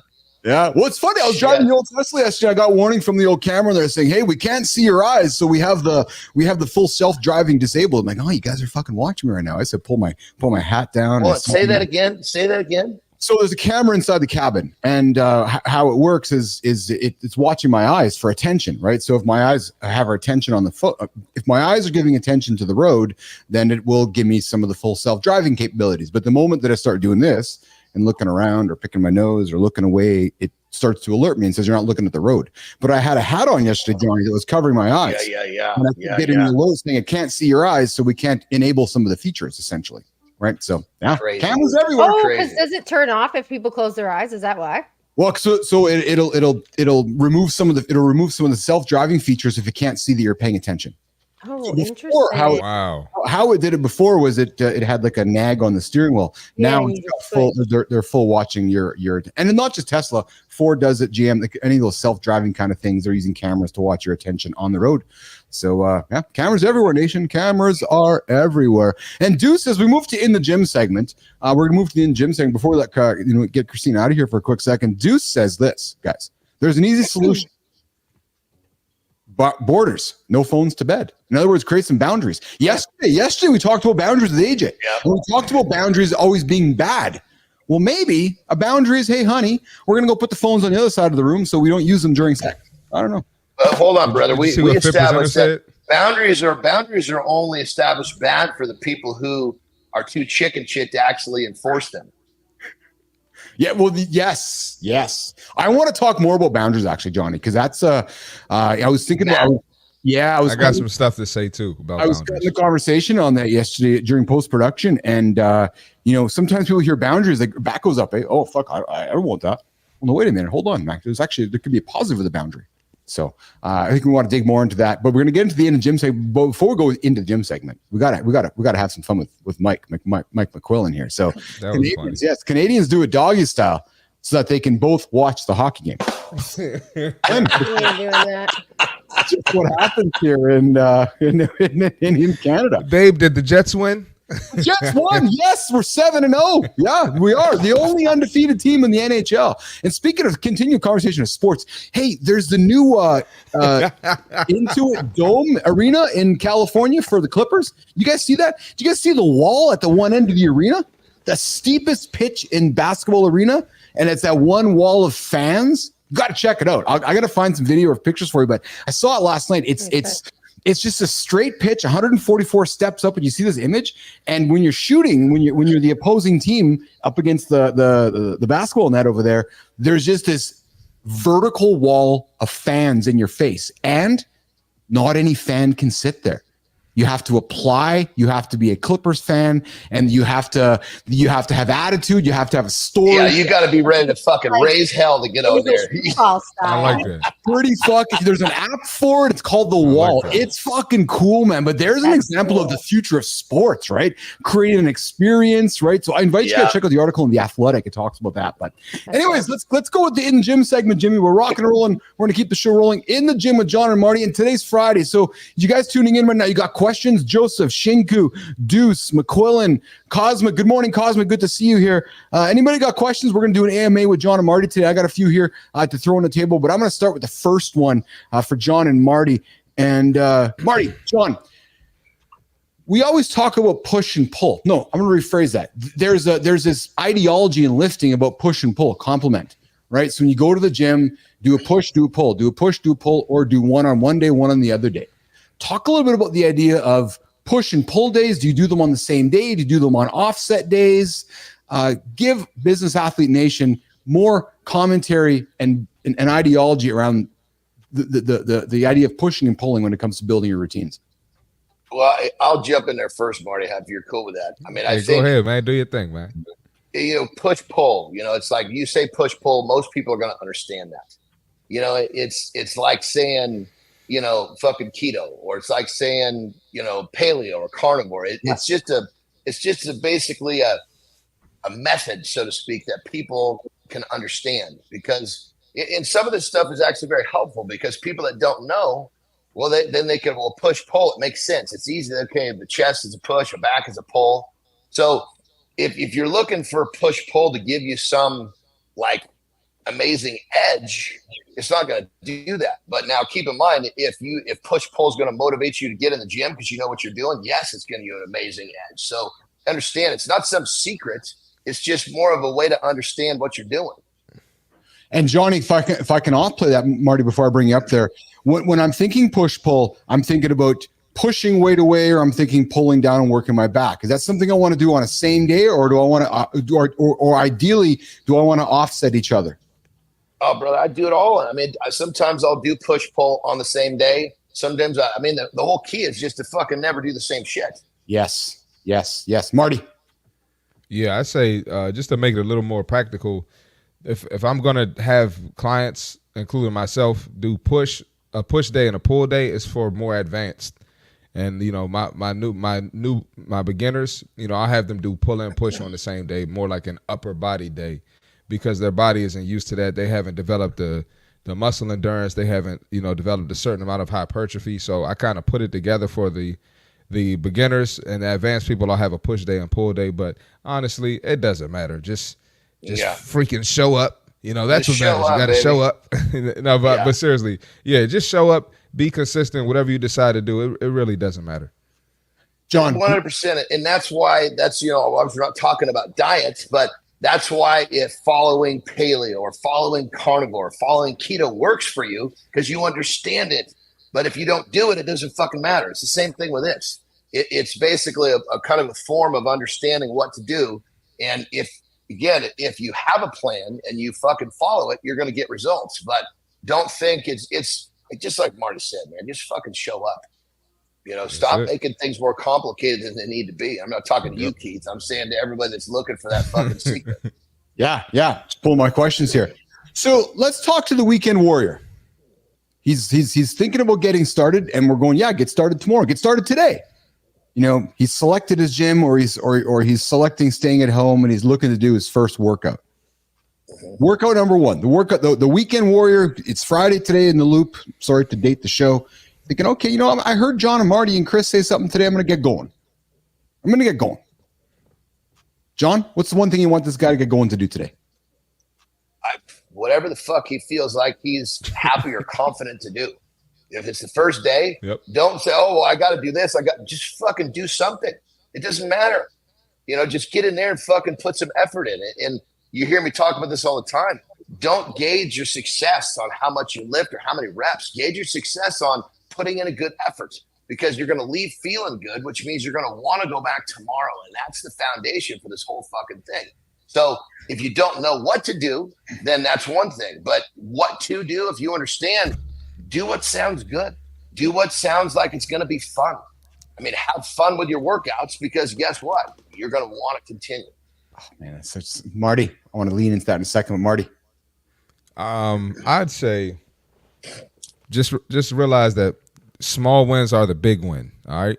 So you have to, yeah, John, you like that one. All right. You have to set some type of a schedule, right? You might not have your foundation. You might not know what your workouts are going to look like yet, but give yourself a goal. All right, I'm going to get in here 3 days this week for my first week of start my fitness journey. It don't matter what days, it don't matter what time, but I'm going to get to the gym 3 days.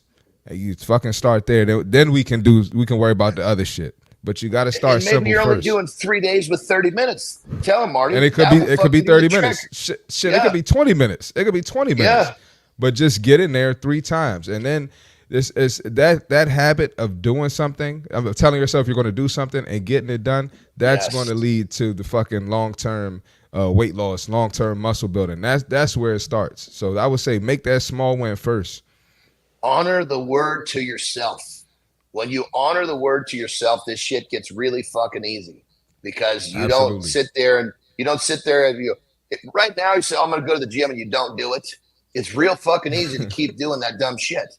But when you say, okay, you know what? Like Marty said, the little win, I'm going to fucking go for 5 minutes. Go for 5 minutes, because it's not about the 5 minutes. It's about the fact that you did what you said you were going to do. You honored the word to yourself, and the whole thing hinges on that fact. Absolutely.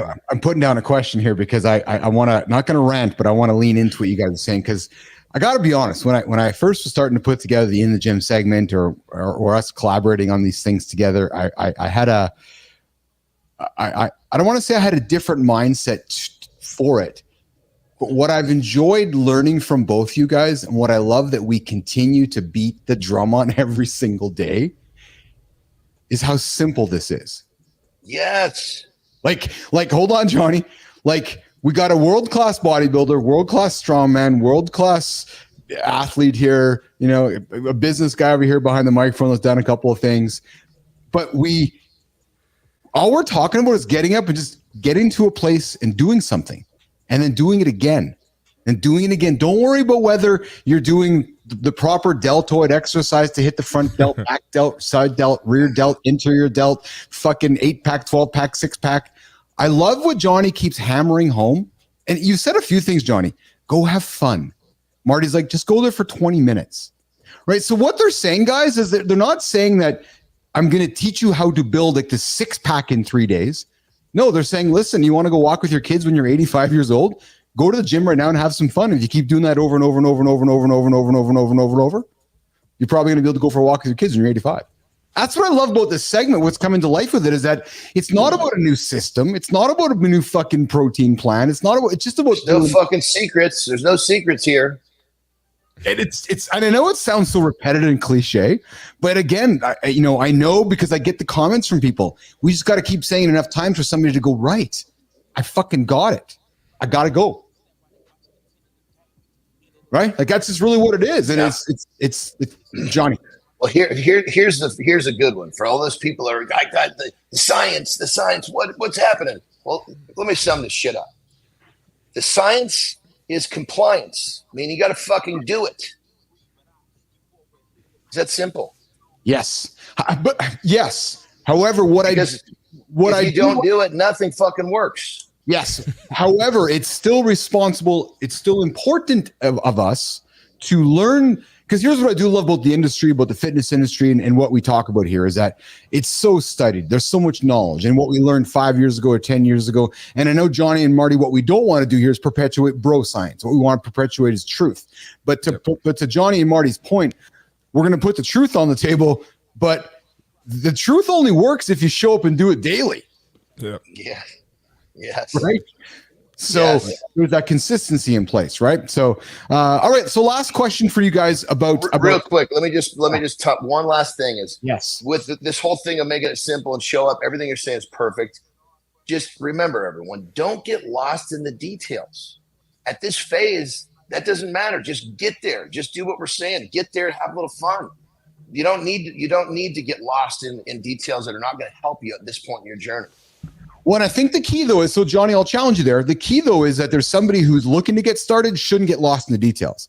But somebody who, like myself, who needs the details to move him from mediocrity to excellence, right? And I know somebody like yourself who's all about the details to beat the guy that's just around the corner over there. So I do agree with you. To somebody who's rolling over right now, don't get caught up in, I got to go eat all my fucking protein today and I got to go eat my eggs today. No, just go get up, get moving, and go have a good, clean, healthy meal.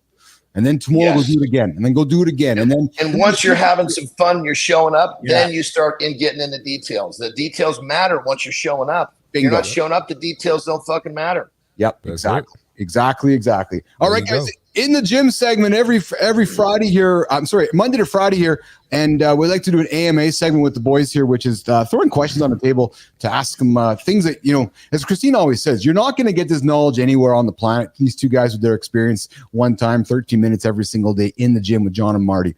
Okay, so guys, it is the time at the end of the week here. We're going to bring Flynn on the stage here. We're going to work towards wrapping up the show with the community corner. And before you guys head out, let's reflect on today's show or this week in the lab. Start with you, Marty. What did you take out of today's show, brother? Jeanine was a beast, man, and it was cool to have another athlete on here. She kind of gets that mindset with me and Johnny. Not that anybody else doesn't, but me, Johnny, and Tina. She really relates to us being athletes. So that was great to talk about the dark side and all of that stuff. So we definitely got to have her back. Yeah. I can't argue, can't disagree with you there. Johnny, what'd you take from today's show, brother? Well, it's actually really, I want to talk about the week because, we have great shows across the board, but the thing that I really liked about this week was we got a really, really good look at the contrast.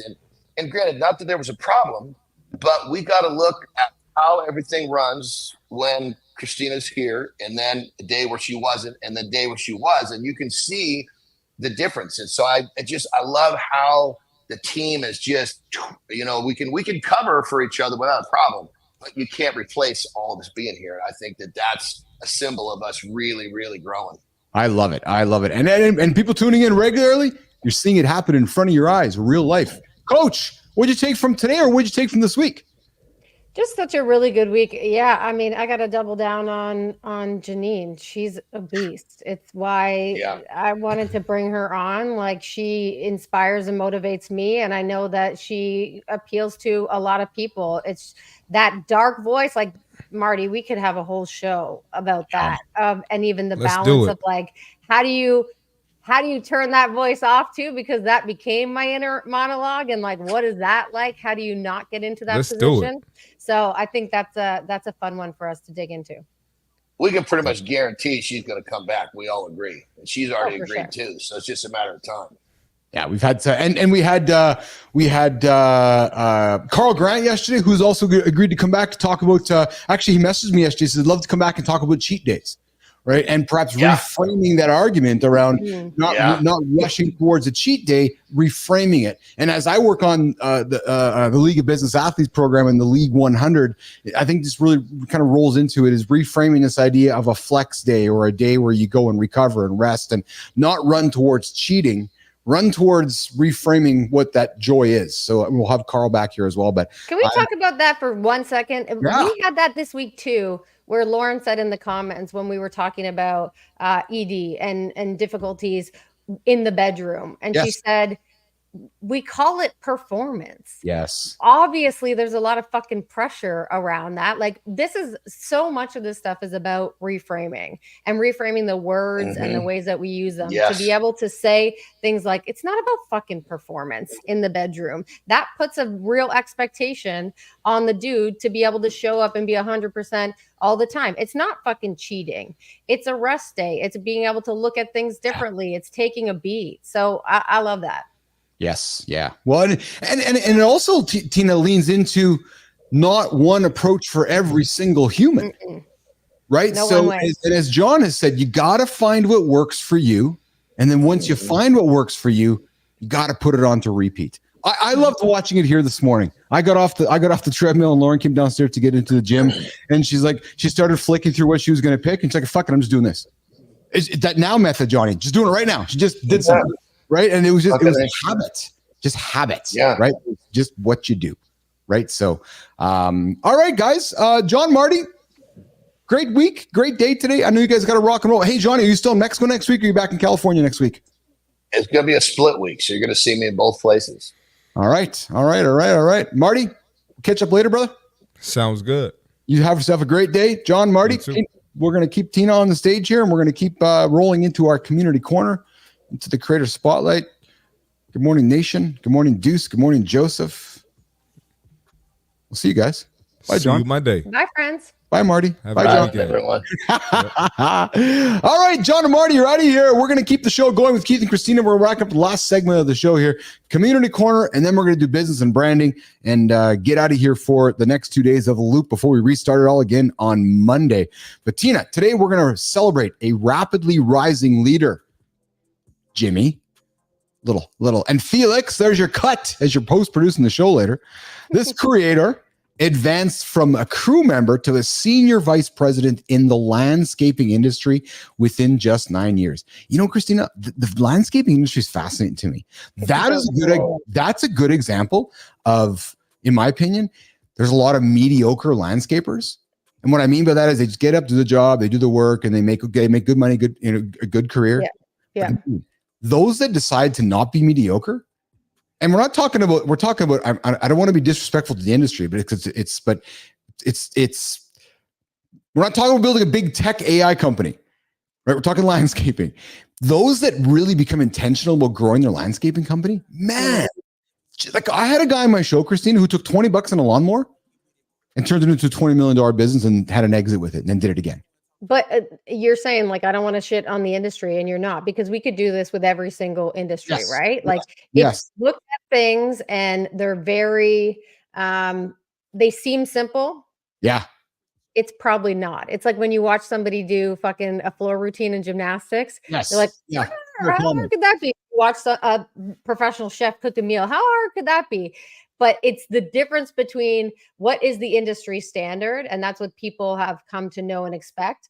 And if you can come in with something very, very different, and you can come in with just that next level up, and that next level up, yes, delta between you and all the others is the $20 million business. Yes. Well, that's why, again, I like the landscaping business, because it's cutting grass, it's digging ditches, it's making things look nice. And, you know, one could argue that many can do that, but not many can do it extremely well and exceptionally very well. Right. Yeah. So that I love it. So as I looked into our creator today, I'm like, yeah, that's awesome. Right. So this creator's been sharing powerful insights, and we got Cosmic Vision. I'll come back to you, Cosmic. We got this creator is sharing powerful insights on intentional career growth, sharing along the way.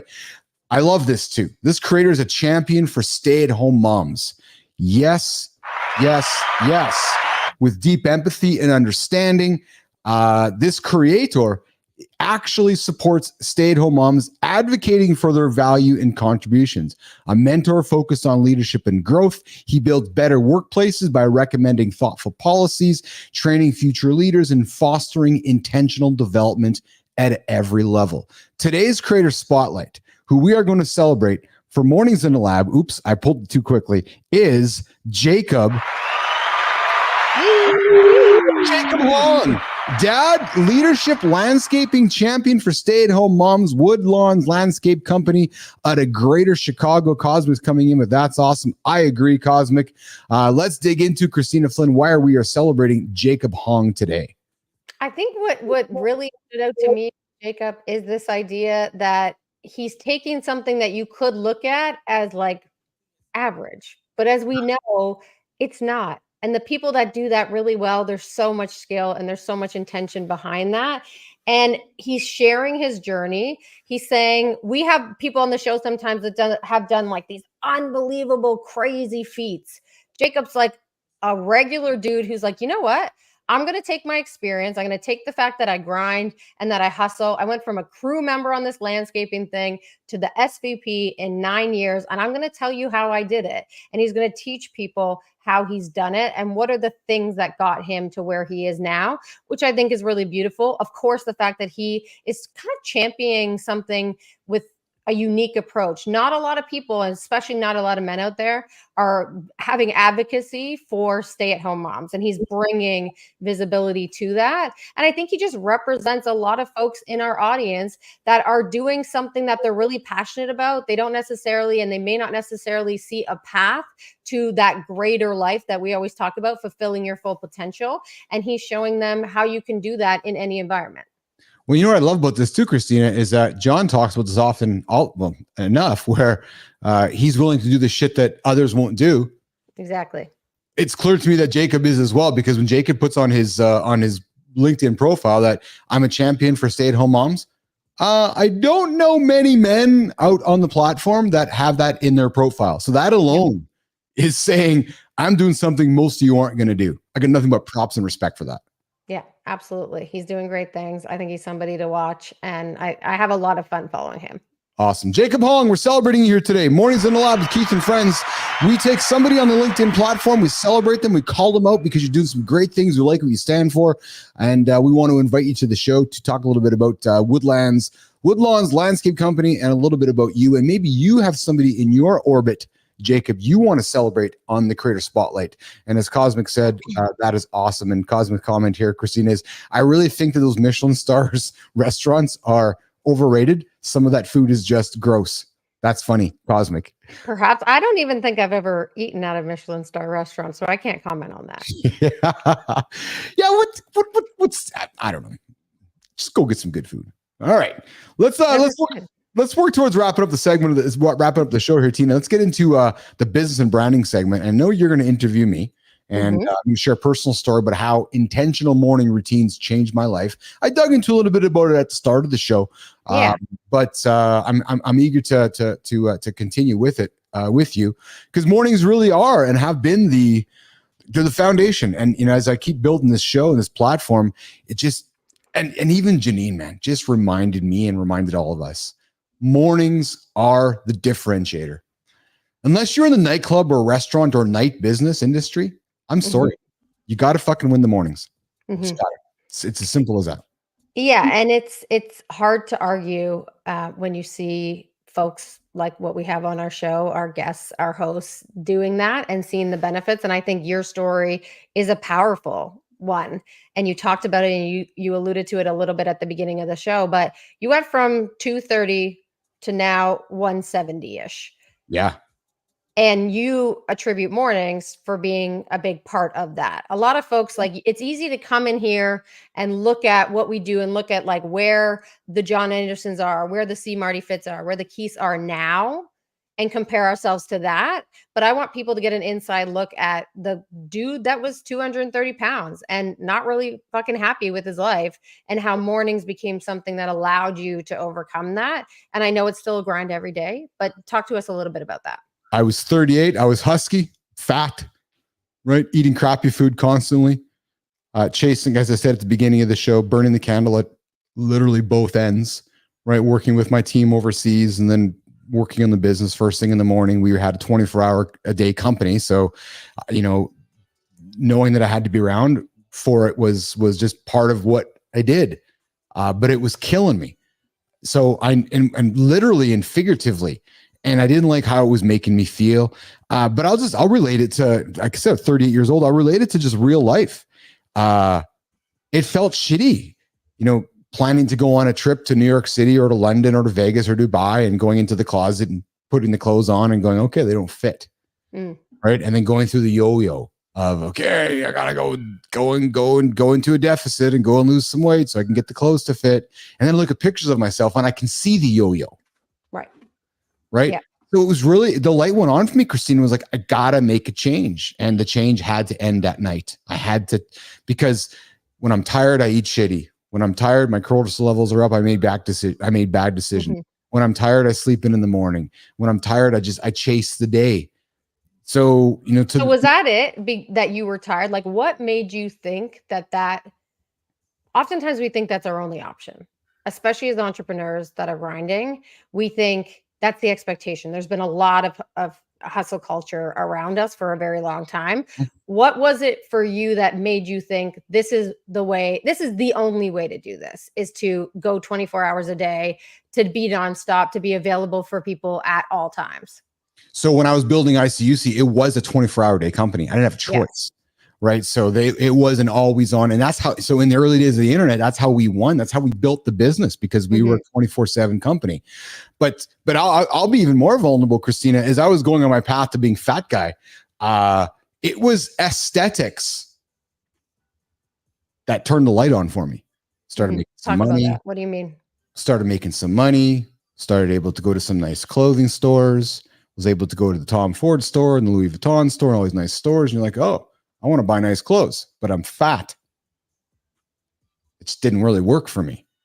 So, truthfully and admittedly, it was aesthetics. And okay, if I can go make lots of money, I can go buy nice clothes, but I'm not going to put on nice clothes being husky and fat and not looking good at myself in the mirror. So it had nothing to do with mental. It had nothing to do with longevity. It had nothing to do with living to go walk with my kids. Oh, no. I learned all that going through my divorce and into my 40s and figuring life out there. No. Back then it was like, oh, no, fuck. I want to look pretty good, man. I want to look hot. I want to put a nice suit on. I want to put some jeans on. I want to go and be the man because I'm running this tech company. I got to go to a conference and get on stage. So it was. But it worked. All aesthetics. So those aesthetics worked, and that motivation worked in that moment. And you just admitted the fact that, like, have you learned other things since then? I think so often we talk about this. You have to find what works for you. And if you are trying to find whatever it is that lights you up, if you find something that lights you up, even if externally people would say that's not the right thing to light you up, it still worked for you. So talk to that. Does it have to be like this? It have to be about sustainability, or have to be about longevity, or have to be about your kids, or have to be about legacy? Can it be in that moment about what's right in front of you and whatever is working to light you up inside? Absolutely. It's just like we said a few minutes ago, just get up and go for a walk right now. Just do something that's gonna make you feel good about yourself. I know it's so cliche, but again, this show's about getting people moving. I needed to. Well, that's why I've had my mental issues, and I joke about Johnny, right? Johnny and I are the same age. I grew up as a fat kid on the beach who had the sand kicked in him and wanted to be the bodybuilder. I joke about it all the time. It's my story, right? So the aesthetics and making cash have been a big part of my desire to live a lifestyle aesthetically pleasing. it hasn't been until I went through divorce and grew up a little more in my head and learned more about values and learned about creating the business athlete mindset that no, it's actually about going for a walk with my kids when I'm 80 and 90 and it all fits. It all fits together. I'm more than likely going to be less body weight. I'm more than likely going to be leaner. I'm more than likely going to carry less visceral fat if I make all these good decisions. So the aesthetics are going to be the net result of my longevity goals instead of the other way around. But I had to find something that worked for me. I'm going to question you because you said then you started to think about longevity when you went through your divorce. When my argument, because I've heard you say it before, it wasn't then. It was when you got what you wanted. It was when you got more fit. It was when you got the money and you realized, well, shit, this has been driving me all this time, but it's actually not really what I want. Am I right in saying that? Probably because I was lost when I made all the cash and got up on Monday, still fat. I was like, oh, okay, now what? Right. So I had cash. I woke up on Monday, looked in the mirror, and still felt lost about myself. Right. So it was again, I talk about finding AJ at Focus and building that business athlete mindset. And that's why I've been so adamant, Kristina, on really not selling a system to somebody, because I don't know, man, to me, it's not the system. It's just about finding something that works for Kristina Flynn and then doing it repeatedly over and over and over and over and over and over and over and over and over. Yeah. That is the hard thing. That's the hard one. It's easy to buy the systems. And I've talked about this a lot. Like there was a moment in time about a year ago where I realized, oh my God, like I have a shopping addiction and it's not for clothes. It's for educational materials like digital products and courses and cohorts, like all of these things external to me. I was buying them so that I could figure it out. Everything was like one answer. And what I realized was like, okay, this is about me. I need to sort me out and I need to take all the information in that I possibly can. But I also realized I didn't necessarily have the network that I needed. I didn't necessarily have the supports that I needed. It wasn't going to be a fucking PDF that was going to change my life, but I thought it was. Yes. It was so much more than that. And it's so easy. We talk about this too. There's going to be a lot of people that sell you like the system. We've talked about this with League of Business Athletes. It's not the system. It is a mentality. It is a mindset. It is a system of support that will help you to define whatever your system is, whatever's going to work for you. Yes. Well, and you quickly realize that there's an economy in systems, like you just said, right? It's hard. It's harder to show up every single day and live a life of values. It's easier just to sell a system to somebody, right? And for me, as I wrap the segment up, Kristina, leaning back into mornings, it just, for me, I recognize that I was not going to be able to win the day, compete, those metaphors that are important to me, if I continued to wreck my nights to wreck my mornings. And it all links together, right? Those bad decisions that begin in the morning actually begin in the night before, right? Like it took me many years to finally then give up drinking. Right. And again, I got no judgment for those that like to have a glass of alcohol and have drinks. No judgment whatsoever. For me, though, having drinks led to bad decisions, which led to the next day, which led to not a good morning. And it's just you find spots, you pick your battles. Tina. I was talking to Rich Ingram about this yesterday, and him and I were talking, and he's like, I don't know, like I've been doing these talks and there's something that's missing. So we're like digging, like, what is it that's missing? He's like, it needs to be the physical and it needs to be the mental. And I was like, well, what drives you? Like, why do you do what you do? And he's like, because I know if I don't do those things, it's going to take me down the wrong path. Like, I know myself. I have self-awareness. So I know what the person without those things looks like. And I know how they feel. And I know what they're unhappy about. And I know what they're bitching about. I needed, once I started to realize, like, I needed to move towards this person, that's what I need to motivate myself by. I need to motivate myself because I know I'm not capable otherwise. I needed to reframe and I needed to rewire my brain. before we go, what are your thoughts on that? Because I think, like I said earlier, so often we think it needs to be this like beautiful, glorious motivation. But what if the motivation is just like, I know myself. And if I leave myself to my own devices, and I'm saying this to me right now, because this is me, I can't trust it. I can't trust me. As Johnny would say, that's gold, man. Like that's I just want to lean in here and jump all over that, because I agree with you there, right? And it's, again, somebody listening to the show either live or and on demand later, maybe they're waiting for the light to go on, right? Because it took me a long time for the light to go on, but when the light went on, it made me realize that I don't want to go back in the other direction, right? And as we keep building this plane out, I'm just so bullish that you have to start your day in the gym, and it's got to start 4, 5, 6 a.m. It's non-negotiable. It's not. If you can't get there, and that's what I love about Jeanine, is that you're just going to be basic, right? So if you don't, we should stipulate too, in the gym for people is sorting your shit out, right? Like John says, like in the gym for him in the morning is being intentional, and he's got to get up here, right, before he can get into physical. You're saying you are all about the physical in the morning, and that's how you chase that feeling. So it's different for everyone. It's not to be prescriptive. It's just to say, like, what is going to get you moving?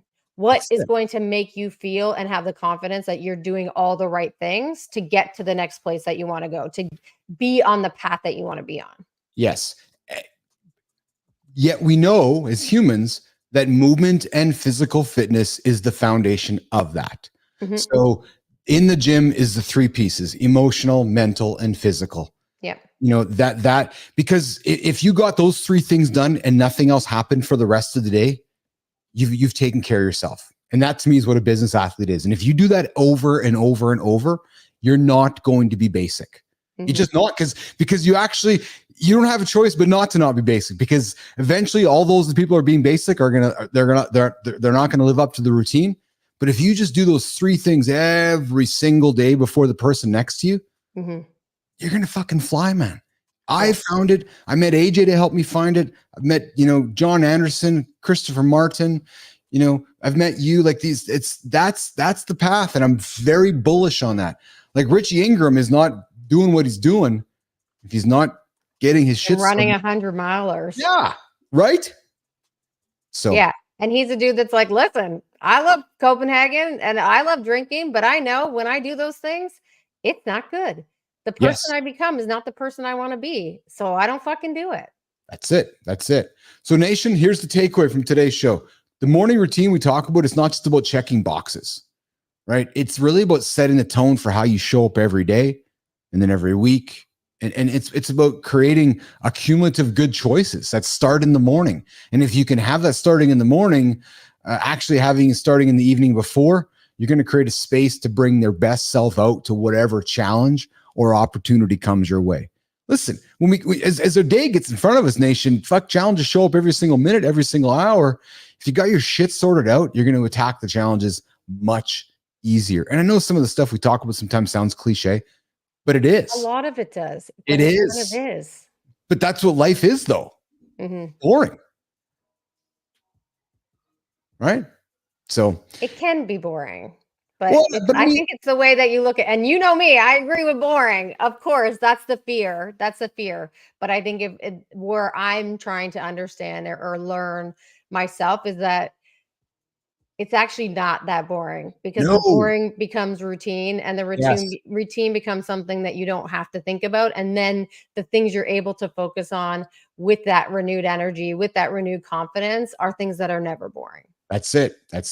And listen, no months around the corner, Business Athlete Nation. In a few days from now, next week comes November, a month of no's, right? So maybe embrace, saying no to FOMO and saying yes to boring in a good way, right? Now is the time to cut the habits that are holding you back. I'm really inviting you to think about as you go into the weekend, into November, is there something that's holding you back? Consider putting it aside and consider how that decision will perhaps invite you to make a different decision. Maybe you're doing something in the evenings like Jon and Marty talk about, which is holding you back from getting up that hour in the morning earlier to start your day. Right. And trust me, as you get old, like this old guy over here, you'll love the mornings. Man, before the world gets up, you attack the day and magic. You grab your cane and you get out of bed. That's it. And then you go and jump up on the rebounder. Yes. Joseph, I did that yesterday. Sans rebounder, but I did that yesterday. And I was like, actually, this is kind of fun. And you know, want to know though? My fucking calves hurt today. Yes. My calves hurt today. I was like, why?